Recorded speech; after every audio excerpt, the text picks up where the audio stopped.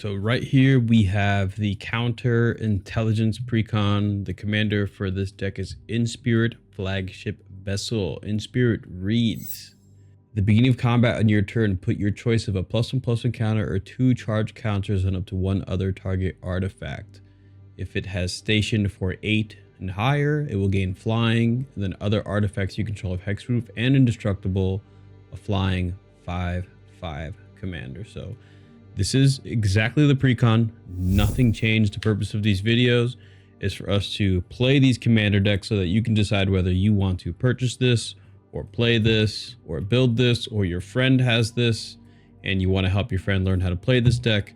While we're doing these playthroughs, I'm going to go turn by turn and talk my way through the deck so you know exactly what to think when you are playing this deck. This is completely random. I totally shuffled this right now, and we're gonna see what we get. So we'll look in our opening hand. We'll draw into Evolving Wilds, threefold Thunderhulk, 4, 5, 6, and 7. Looking at this hand, this is not a hand that we want to keep, so we're gonna mulligan. And that's something that we're gonna take into consideration here when we're doing these builds, is how often are we going to have to mulligan so that we can get a hand to play game, because this is a pre-constructed deck. This is not a deck that I've built, so we are just hoping on the reality that this deck was built well enough for us to start with a good hand. So we'll do this again. Karn's Bastion, okay. Mechanaut, good start. Joyra, amazing. Okay, Summit, tap land. Okay, 1 2 3 4 5 6 and 7. You know, no ramp, but I think we're gonna have to keep this just because otherwise we're just gonna be here mulliganing all day. So let's just imagine that somebody passed us the turn. We will go ahead and draw into a Moxite Refinery, a card that every time I playtest I seem to draw, which doesn't really do much for me. We'll play this Radiant Summit tapped and go ahead and pass the turn. We'll untap and draw into a Mountain, which will enter the battlefield. And because we don't have, I mean, we'll play that Moxite Refinery, you know, just so you know what this does. We can pay 2 to remove counters from an artifact creature, and then we can put that many counters another artifact or creature. Just basically a really good card to use when you want to one-shot somebody out of the game. And then go ahead and we'll draw into another blue card without the blue land that we would really need in this moment. We have 3 mana. I think in this situation we can just go ahead and tap 3 mana, play a Titan Forge, and that's just going to enter the battlefield. And you know, we're off to a really good start playing this commander deck. And you know, unfortunately, playing this deck, it feels like this a lot. We're actually just gonna scoop this whole thing. This is just not the best start to showing this commander deck, but I think a lot of, you know, what you're seeing right here in that moment is hands that you shouldn't be keeping when you're playing this deck against your friends, or if teaching somebody else how to play through this precon. You know, teaching them what's a good hand to keep and what's a good hand to get rid of, I think is going to be pretty important. So we'll go ahead and cut this. Well, we already see the first card. Radiant Summit, Tezzeret's Gambit, Solar Array, Tekuthal, Rugged Prairie, Thrumming Bird, 1 2 3 4 5 6, and 7 is Kylo. Still no blue mana here, so let's just imagine that we drew for turn and we still didn't get the blue mana, but the Solar Array will potentially give us that blue should we need it. We'll just get a tap land into play, which will be this. We'll go ahead and pass, and we'll draw into that blue mana that we needed. So we'll play the island for turn. And let's go ahead and I think we get the Sculptor on the battlefield so that our artifacts cost less mana to play. But you know, looking at our hand, we don't really have a lot of artifacts in our hand to cast anyway, other than the Solar Array. So I think in this situation here, we just start being a bit more offensive minded and we get a creature to play. And I think this is important. We'll play a Thrumming Bird and then go ahead and pass. Just because as this deals damage, we're going to be able to proliferate. And I think most importantly, during this turn, you know, we draw into this mountain. We are going to go ahead and play the Rugged Prairie, which is going to give us all the colors we need. We'll tap this. We'll play Inspirit. So now as Inspirit enters the battlefield, I can choose to tap another creature. Sorcery speed. So I'm just going to tap the Thrumming Bird right now. And we're going to put a counter onto Inspirit, which means that at the beginning of combat, which is going to be right now, we're going to put a counter onto the Thrumming Bird and then go ahead and just pass the turn. So now Thrumming Bird is a 2/2. Inspirit has 1 station counter going into this turn. We'll draw into a Research Craft, which is a card that will help us to draw cards as we cast our artifact spells. Go ahead and put this land into play. And I think in the situation here, we want to benefit off of... Oh man, I just got a subscriber. I apologize for that incredibly loud sound. I need to turn that notification off. I think what we do here, guys, is actually instead of playing that land, I really would like to put a blue mana into play, or does it not even matter? You know, because this is the thing. If we had the extra blue mana here, we would be able to get Tecuthal into play, and then as we proliferated with a Thrumming Bird, when the Thrumming Bird dealt damage, we would be able to get a couple of extra counters, which I think is a nice little combo. But because of the way that we have lands right now, we can't do that. So we're just going to go ahead and play this mountain for turn. I'm going to hold up. I think we get the Solar Array into play, which will give us extra mana to use, and then we can tap 2 and put an Ethereum Sculptor into play, which is going to have our artifact cost 1 less. Now, technically, generating extra mana here and then generating an extra mana right over here as well, because this does tap for 1 mana of any color. So next turn we do get that blue. So what we'll do next is, instead of tapping this to station here for 2, I think I'd rather just go to combat. I'll attack with Thrumming Bird, and I'm gonna have a +1/+1 counter be added to. I could put it on the Sculptor, but at the beginning of combat, we'll choose to put a counter on the Thrumming Bird, and then that's gonna trigger Proliferate. So this is gonna get an extra counter, go to 3, which makes that a 4/4, and this will go up to 2, and then we'll go ahead and pass the turn. So a lot of, you know, your success with this deck is completely dependent upon how you manage the counters, valuing certain counters over other counters, and you know, playing the deck, thinking through what you're doing. Now, looking at what we have in this state, you know, we want to continue to buff up the Thrumming Bird over here, because this is going to get us to the point where we can start dealing a lot of damage with this flyer. And I think most importantly, force our opponents to cast removal on this creature. You know, I'm a really big fan of teaching players to force removal on cards that are not your commander. And I think this makes a really good target for that. We can get Kylo into play. I think we can do that next turn. Or we can do that this turn. I really want to get Tecuthal into play, so we'll go ahead and go like this. 1, 2, and then 3, 4. We'll get Tecuthal into play. And now that Tecuthal's in play, every time we proliferate, we're going to proliferate twice, which is fantastic. So I think in this situation over here, we can go to combat. We will put a counter onto, let's say, we'll put a counter onto the Thrumming Bird to make this bigger.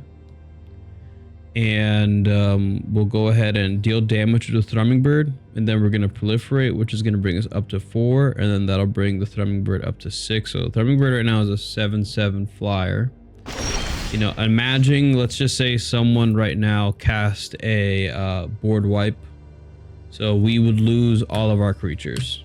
Well, not the Inspirit, we would keep the Inspirit, but everything else would die. So let's just imagine that that happened, and then we will untap, and then we will draw for turn into we draw into a Fumigate, which is literally what we just imagined happened. So that is proof that somebody did actually wipe the board.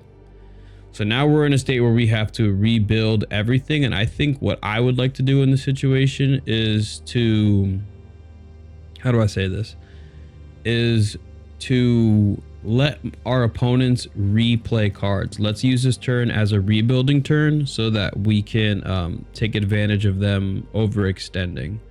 So what I can do is 1, 2, 3 mana. If I had one more land, let's just hope that we draw into a land here. We'll tap 3 mana, pay 2 life. We'll play Tezzeret's Gambit, which is going to let us draw 2 cards that we're going to proliferate. So I'm going to put an extra counter on Inspirit.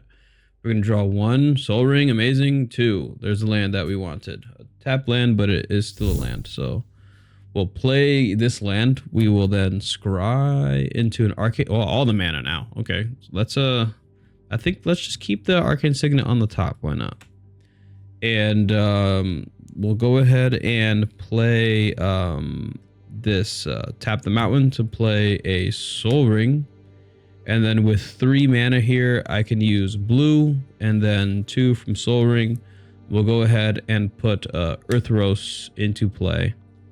And then I think after that, we'll just go ahead and pass a turn. And the reason why we're doing this here, new players and people, is because you would imagine this person's going to play a creature, that person's going to play a creature, that person's going to play a creature. We have no creatures on our board.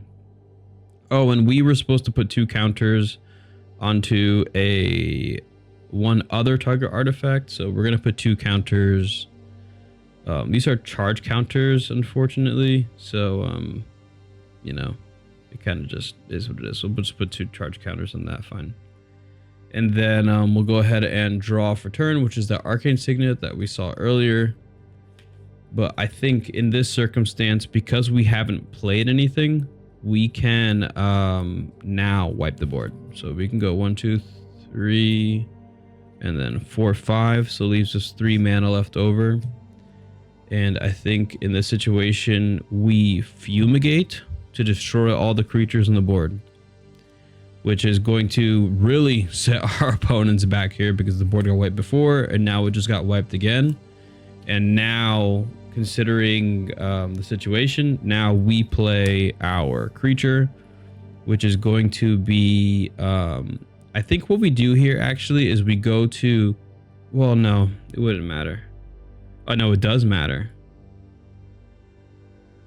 It does matter. So I think what we do is we go to combat first, and we put 2 charge counters onto Earthos. And then we go to second main phase, we tap 3, and we play Kylo. And because this has 3 or more charge counters, we are going to draw a card. And we draw into an Evolving Wilds, which is the best card in the game. And then Kylo, we can tap Kylo. So what we'll do is we'll play the Evolving Wilds, because why not? And then what I can do is I can tap Kylo to put 3 charge counters onto Inspirit. So now the Inspirit says flying artifacts we control of hexproof and indestructible, which is great. And then we'll just sack the Evolving Wilds, find a land, put it into play tapped. Let's go ahead and find this island because we've been needing those. And then we'll just go ahead and pass the turn after that. And I think up to this point, you guys are kind of getting the main gist of the deck. Like, I haven't really been too offensive with the deck, but considering, you know, we just forced a second board wipe, our opponent should be pretty low on resources at this point. So I think we could start playing a bit more offensively than, you know, we have been up to this point. It would be nice, you know, I could tap 2. I could tap 2. I think casting an artifact spell puts a charge counter on this, so this should actually be at 5. And I think what we can do here is tap 2. We play an Arcane Signet, which is going to give us a charge counter. This will go up to 6. And then we'll draw a card, another land. And then what we're going to do is, I think when this got tapped as well, we're supposed to proliferate again. So I think this one's at 7 actually. And then this one's at 9. And then if this is at 7, 1, 2, 3, and then 4, I could charge this again. Do I have a creature in my hand? No, I don't. So 7 plus 4 is not 12. So I'm not gonna be able to attack with that this turn. Oh, unless actually I go like this. I'll tap Kylo to station Earthros, triggering proliferate. This will go to 10. This will go to 1, 2, 3, and then 4. So then this will be now at 10, and then we'll go to combat, put 2 counters onto something, and now this will go up to 6.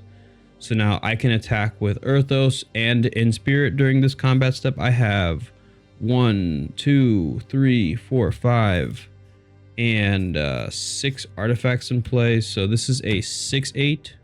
We would then go to attack with a 5/5 and a 6/8, dealing 11 damage to somebody. Or if I wanted to play more defensive, I would probably do something like just attack with Inspirit, and then I'd hold back Earthos just because it's an indestructible blocker.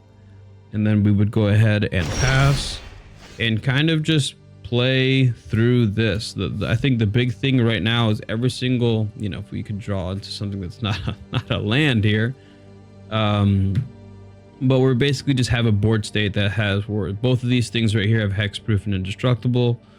I think what we would really need to help to boost our place in this game is something that would help us to draw more cards, because we drew into another land, does another land, a dispatch, and the thought monitor would definitely help 17 cards down into that group of cards over there. But I think for a Precon, I've play tested this deck enough to know that it does have its moments and it can do very powerful things. I just think that if you're someone that's new to the game and you want to learn, and unless you have a ton of experience and know exactly how you want to upgrade this deck, when I look at this deck, I think if I was to give it a rating out of 10, I would give this deck a very strong 7 out of 10. I think you need a lot of brain power to know how you're going to manipulate the counters and proliferate and move things, and then also understand what your win condition is, because when you're playing this deck, it's not so easily understandable exactly how you're going to win each game. But when you give your things hexproof and indestructible, and you can survive board wipes, and you have flying creatures that can attack, those things just tend to win games. So I'm not sure if this deck is really something that's going to be you're going to overpower a ton of people with. I think you just outlast people, because you're so able to kind of I don't have to attack with these things. I could just block my life total while everybody else is kind of playing the game, gaining counters, and then it turns into a thing where I can just put a ton of counters onto an artifact really quickly, hit somebody for 17, and then they're knocked out of the game. So it's not a deck that's super obvious like some other Precons, but I think that if you're smart, and if you have the ability to understand the flow of the game and adjust your gameplay to just staying alive, when I play video games, sometimes I'm playing Overwatch, I'll tell people to get more kills is not to focus on trying to get kills. It's actually just trying to focus on staying alive. The longer you stay alive, the easier it is for you to get kills, because you're not respawning, So I think with this deck kind of feels like that, where you want to be very defensive, think defensive, just grow your counters, play defense, and then it'll just get to the point at the end of the game where you just have so much value. And then all of a sudden, everything game's hexproof and indestructible. So that board state that your opponent needs to stop, they can't, because it's untargetable, and it also is indestructible. So they literally can't destroy it. So it's a fun deck. I think that for someone that's been playing Magic the Gathering for over a decade, I approve of this commander deck, and I think anybody would have a ton of fun. playing this deck, especially if you have a lot of experience. If you're new, I would probably say to pick up a more simple and focused deck that there are plenty that you can purchase and experience. Okay, I just want to give a huge shout out to all of the channel members. Without you guys, none of this stuff is possible. You guys give me the strength to continue moving forward with all of these things. I hope you guys like this video. Always remember, eat healthy, okay, work out every single day. Most important, you guys can remember to believe in yourself. And if you want to play games of Commander, the Discord is free. You can join the link in the description below. There are people there waiting to play games against you. All right, peace out, people.